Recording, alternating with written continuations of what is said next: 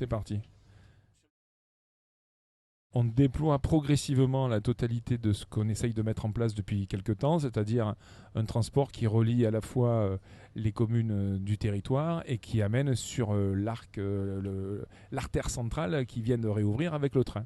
Donc finalement c'est une des premières étapes puisque ça va encore continuer, on va encore développer ce transport-là.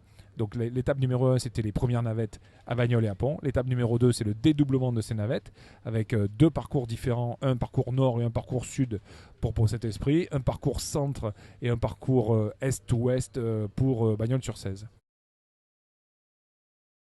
On a redéployé l'offre puisqu'il y avait, il y avait déjà d'autres types d'offres qui avancent.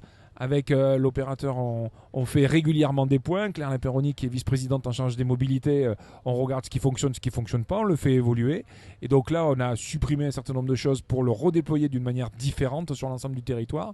Au final, c'est 250 000 euros de plus par rapport au contrat initial, mais pour couvrir aujourd'hui presque donc 190 000 passagers qui vont pouvoir être transportés sur deux fois plus d'endroits de manière plus rapide et plus mobile.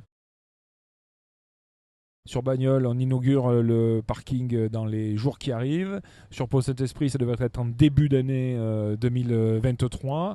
Et à l'automne prochain, la totalité des infrastructures seront terminées. On travaille avec nos amis du Vaucluse, notamment avec. On passera bientôt en conseil d'agglomération la création d'un pôle territorial du grand bassin de vie d'Avignon. Il y a 4 axes de travail, dont un axe de travail concerne les mobilités, où aujourd'hui, non seulement vous pouvez être transporté sur l'ensemble de ce territoire, mais quand vous arrivez sur les territoires voisins, vous êtes connecté aussi avec des heures de bonne connexion pour récupérer des trains ou d'autres lignes. On travaille sur l'interopérabilité, sur des abonnements pour ceux qui travaillent, pour ceux qui y vont régulièrement.